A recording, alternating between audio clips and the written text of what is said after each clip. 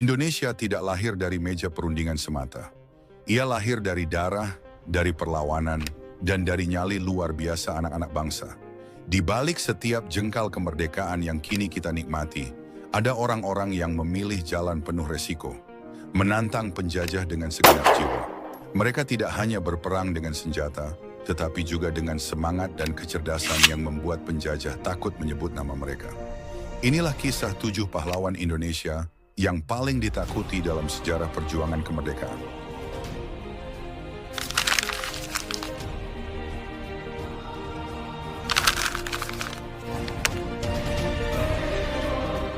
Satu, Jenderal Soedirman, Jenderal Gerilya dari Purbalingga. Lahir pada 24 Januari 1916 di Rembang, Purbalingga. Sudirman adalah seorang guru sebelum menjadi pejuang. Ia bergabung dengan PETA, pembela tanah air, dan dengan cepat menjadi komandan yang disegani. Setelah proklamasi kemerdekaan, Sudirman diangkat menjadi Panglima Besar Tentara Nasional Indonesia pada usia 29 tahun. Namun yang paling legendaris bukan pangkatnya, melainkan perjuangannya dalam kondisi sakit. Saat Belanda melancarkan agresi militer, Sudirman menolak tinggal di rumah sakit. Dengan paru-paru yang hampir hancur akibat TBC, ia naik tandu, melewati hutan, gunung, dan lembah, memimpin perang gerilya dari desa ke desa. Strateginya membuat Belanda frustasi. Mereka menyebutnya Jenderal Bayangan karena tidak pernah bisa ditangkap. Gerilyanya menjadi simbol bahwa Republik Indonesia tidak pernah padam, meski ibu kota jatuh. Ia wafat pada 29 Januari 1950. Tapi namanya terus hidup sebagai lambang perlawanan sejati.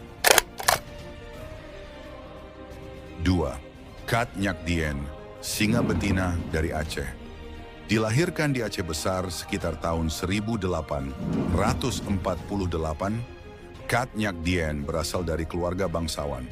Ia tumbuh dalam tradisi keagamaan dan keberanian. Saat suaminya gugur dalam pertempuran melawan Belanda, Kat Nyak Dien tidak larut dalam duka. Ia justru mengambil alih komando pasukan.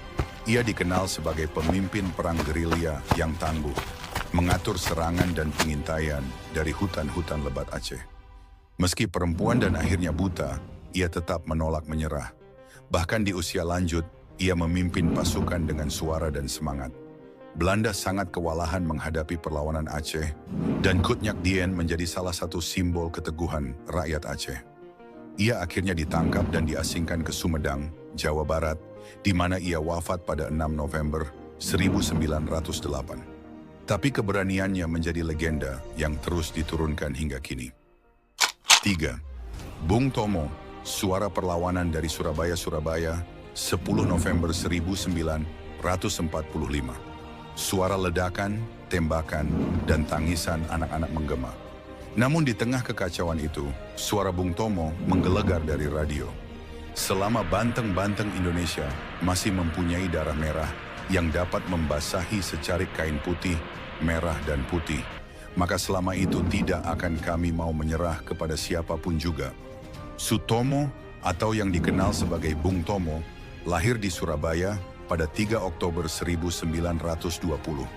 Ia adalah jurnalis dan orator ulung. Ketika sekutu datang bersama tentara Belanda, Nika, ia membakar semangat perlawanan rakyat. Dengan hanya suara radio, Bung Tomo berhasil menggerakkan ribuan pemuda untuk bertempur tanpa takut mati. Pertempuran 10 November menjadi simbol heroisme nasional. Inggris mencatat, jarang sekali pasukan terlatih mereka dibuat kewalahan oleh rakyat biasa. Dan itu karena suara Bung Tomo. Ia meninggal di Tanah Suci, Padang Arafah, pada 7 Oktober 1981. Namun semangatnya tetap hidup. Setiap kali bangsa ini perlu diingatkan bahwa perjuangan belum selesai. 4. Teuku Umar, sang penipu yang jenius, lahir di Meulaboh, Aceh, tahun 1854. Teuku Umar memiliki jiwa pemberontak sejak muda. Ia menikahi Kat Nyak Dien, dan bersama-sama mereka menjadi duet mematikan bagi Belanda. Namun yang membuat Teuku Umar ditakuti bukan hanya keberaniannya, tetapi kecerdasannya dalam strategi. Ia pernah berpura-pura menyerah dan bergabung dengan tentara Belanda. Diberi senjata, uang, dan pasukan. Tapi di saat yang tepat, ia membawa lari semua itu dan menyerang balik markas Belanda. Belanda sangat terpukul. Mereka kehilangan kepercayaan bahkan terhadap orang yang mereka rekrut sendiri.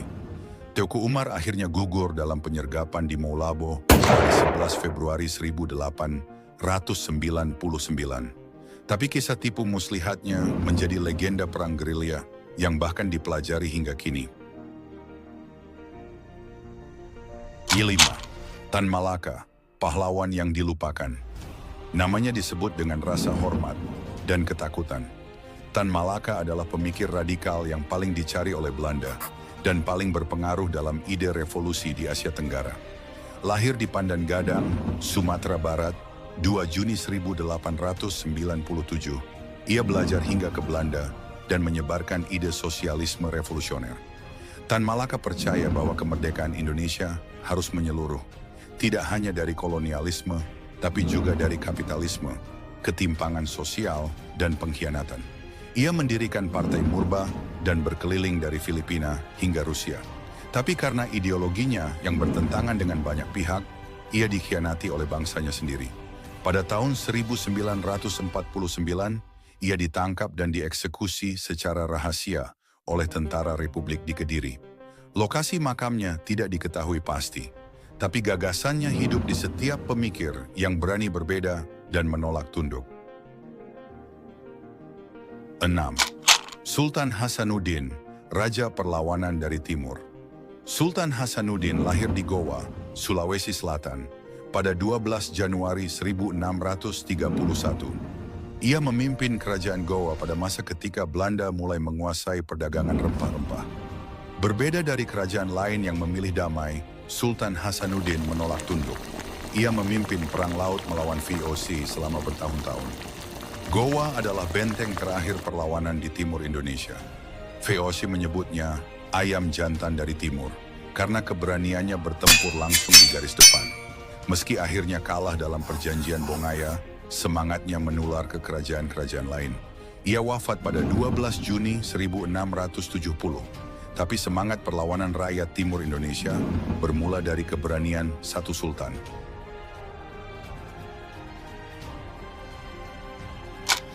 7. Kapitan Patimura, Api dari Maluku, nama aslinya Thomas Matulesi. Lahir di Haria, Saparua, pada 8 Juni 1783. Mantan serdadu Belanda ini tahu betul bagaimana kolonialisme bekerja. Ketika Belanda mengingkari janji terhadap rakyat Maluku, Patimura bangkit. Pada 16 Mei 1817, ia memimpin serangan ke benteng Duurstede. Residen Belanda Van den Berg tewas. Dalam waktu singkat, seluruh Maluku terbakar semangatnya. Perlawanan menyebar seperti api. Namun kekuatan senjata Belanda akhirnya menang. Ia tertangkap dan dijatuhi hukuman mati. Pada 16 Desember 1817, Patimura digantung di Ambon. Sebelum dieksekusi, ia berkata, "Selama matahari masih terbit di timur, perjuangan rakyat Maluku tidak akan padam." Dan itu menjadi kenyataan. Itulah kisah 7 pahlawan besar yang bukan hanya dikenang, tapi ditakuti oleh penjajah karena keberanian, kecerdasan, dan keteguhan mereka. Jika Anda merasa kisah ini penting untuk terus dikenang dan disebarkan ke generasi berikutnya, jangan lupa untuk like video ini, subscribe ke channel ini, dan tinggalkan komentar Anda di bawah tentang pahlawan mana yang paling menginspirasi Anda.